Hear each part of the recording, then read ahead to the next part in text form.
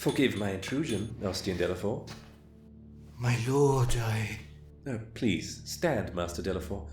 Genius such as yours never need kneel before me. You may look upon me. I see your work progresses. I look forward to its completion. Tell me, will it be a representation of any particular warrior?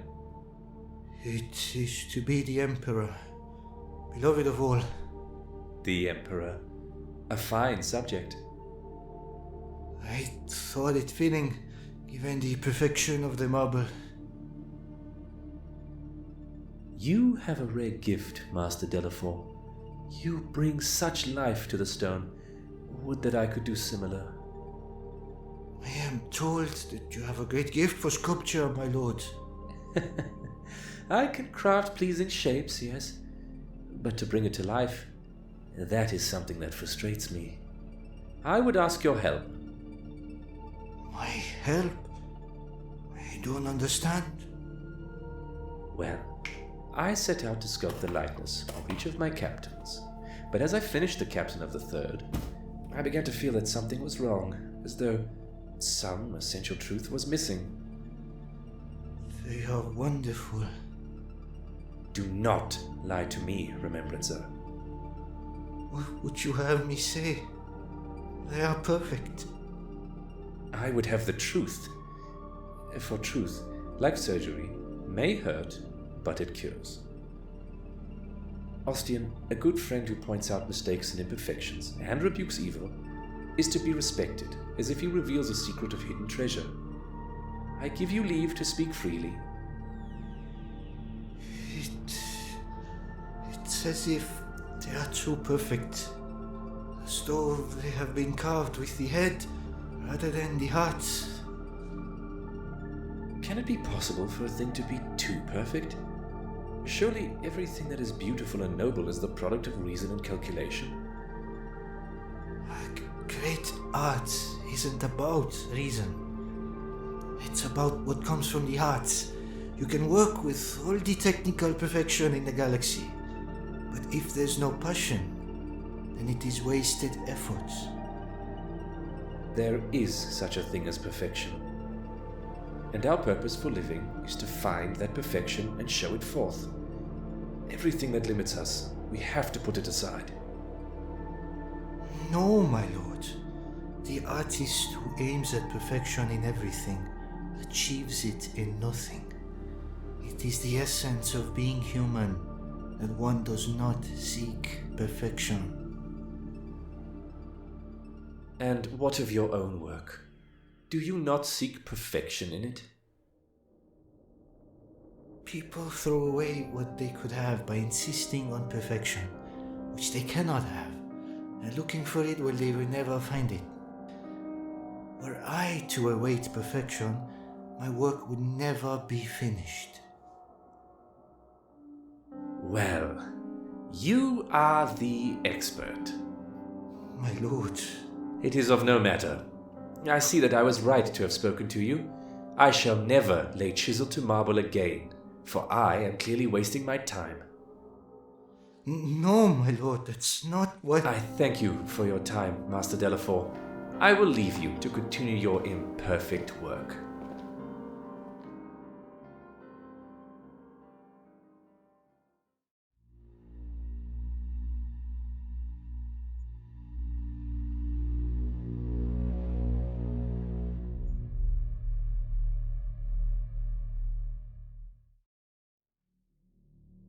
Welcome back to Voxel Uplink, where today we will be taking a broad look into the life of Fulgrim, Primarch of the Third Legion, the Emperor's Children. We will touch upon Fulgrim's early life, the challenges he faced, his relationship with his most beloved brother, and his eventual downfall to Demon Primarch of Slaanesh, the Prince of Excess. This is the second video in a long line of projected Primarch overviews, with each of the Sons of the Emperor being covered in their own videos. I'm sure some of you are aware of the basic lore surrounding many of the Primarchs and, as such, need little introduction into who they might be. However, these videos are intended as a prelude into a much more information-dense set of videos, in each of which we will discuss the much finer details and events surrounding each of the Primarchs. With all that said, let's get on with the video. Fulgrim, the Primarch of the Emperor's children, was one of the 20 genetically engineered sons of the Emperor of Mankind. Much like his brothers, Fulgrim's gestation pod was transported across the galaxy by the ruinous powers. He was discovered on the planet Chemos, a dying world whose survival hinged on ruthless efficiency and resource conservation. Raised by the Chemosian people, Fulgrim quickly rose to power, reforming his world into one of industry and stability. His early years were marked by a desire for perfection, a trait that would both define and ultimately doom him. Unlike other Primarchs who found themselves on warlike or perhaps noble worlds, Fulgrim's experience on Chemos shaped his belief in aesthetics, refinement, and personal excellence. When reunited with the Emperor, he was given command of the Emperor's children, a legion that bore the singular honor of carrying the Emperor's own aquila on their armor, a mark of intended perfection. Fulgrim embraced this destiny with zeal, seeking to bring artistic and martial excellence to his legion. Despite his devotion to perfection, Fulgrim faced several challenges. The Emperor's children had suffered heavy losses prior to his arrival, and their numbers were severely depleted compared to the other legions. Fulgrim embarked on a campaign to rebuild them, emphasizing rigorous training, superior discipline, and an unwavering pursuit of perfection. As the Great Crusade progressed, Fulgrim's desire to live up to the Emperor's expectation became an obsession. He sought to embody perfection not only in war, but in every aspect of his existence. This led him to forge alliances with the other Primarchs, most notably Ferrus Manus of the Iron Hands. The two shared a brotherly bond, bound by their passion for craftsmanship and their mutual respect for each other's skills. However, where Ferrus saw strength in discipline and self-control, Fulgrim believed in the pursuit of personal excellence above all else. Their admiration for each other's dedication to craftsmanship led them to exchange legendary weapons, with Ferrus creating the Fireblade for Fulgrim, while Fulgrim forged Forgebreaker for Ferrus, symbolizing their bond. However, their philosophical differences deepened over time. Ferrus Manus believed in the purity of function, the ideal that strength was found in resilience and discipline. In contrast, Fulgrim pursued perfection as an aesthetic and philosophical goal, willing to embrace greater and greater extremes in order to achieve it. This divide would become a chasm when Fulgrim fell to the temptations of chaos. During the Horus Heresy, Fulgrim, seduced by the whispers of the chaos god Slaanesh, tried to convince Ferrus Manus to join Horus's rebellion. Ferrus, a Primarch of unbreakable conviction, refused, branding his brother as a traitor. Their final confrontation during the Dropsite massacre of Istvan V ended in tragedy. Fulgrim, finally succumbing to chaos, slew Ferrus Manus, beheading his former brother in a moment of horrific betrayal. This act sealed Fulgrim's descent into darkness, forever defining his legacy as one of the most tragic figures of the heresy. Fulgrim's fall to chaos was gradual but inevitable. The Lair Blade, an alien weapon he claimed during a campaign against the serpent-like Lair species, played a pivotal role. Unbeknownst to him, the sword was possessed by a Slaaneshi demon, which slowly whispered to him, feeding into his desires for perfection and driving him towards excess. Under the corrupting influence of the blade and Slaanesh, Fulgrim indulged in ever more hedonistic and sadistic practices. His pursuit of artistic and martial perfection turned into depravity and madness. Eventually, the demon within the blade fully possessed him, momentarily driving out his true self. In a fleeting moment of clarity, Fulgrim realized what he had become and attempted to resist, but by then it was far too late. The transformation was complete. He abandoned his mortal form, becoming a demon prince of Slaanesh, his once proud visage twisted into a mockery of his former beauty. In his new form, Fulgrim embraced his role as a demon Primarch of the Prince of Excess, leading the Emperor's children down a path of unchecked debauchery and self-indulgence. No longer bound by mortal concerns, he withdrew from much of the Long War, retreating into the decadent pleasures of his own self-created paradise. Among the loyal Emperor's children, few had survived the horrors of Istvan III and V. One such surviving figure was Ryllenor, an ancient dreadnought who had once been a paragon of the Legion's values. When Fulgrim ordered the massacre of the loyalist elements within his own legion, Ryllenor was one of those left behind, entombed but not defeated.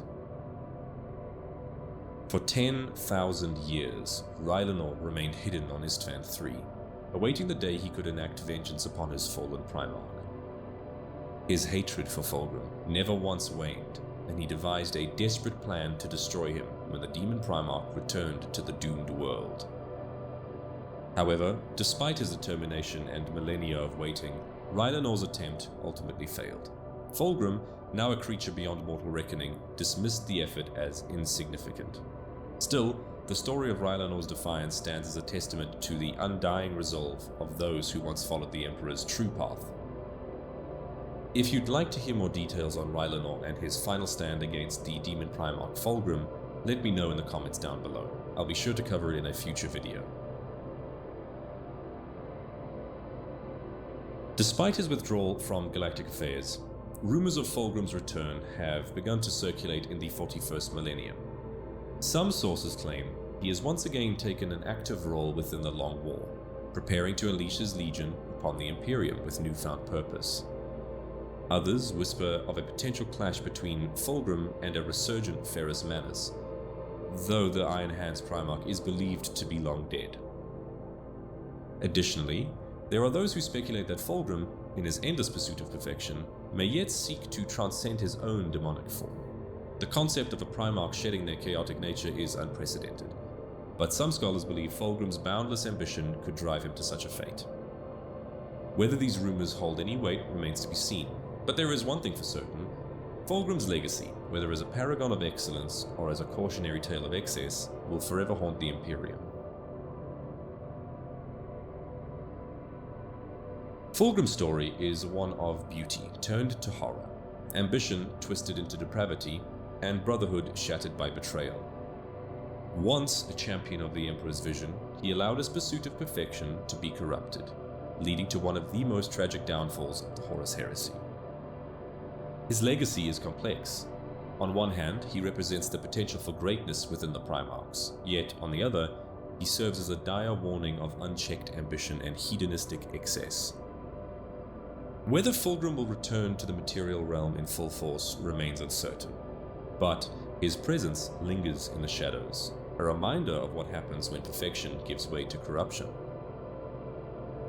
As the galaxy teeters on the brink of destruction, the echoes of Fulgrim's choices continue to shape the fate of the Imperium, a tragic figure lost to excess, yet never forgotten.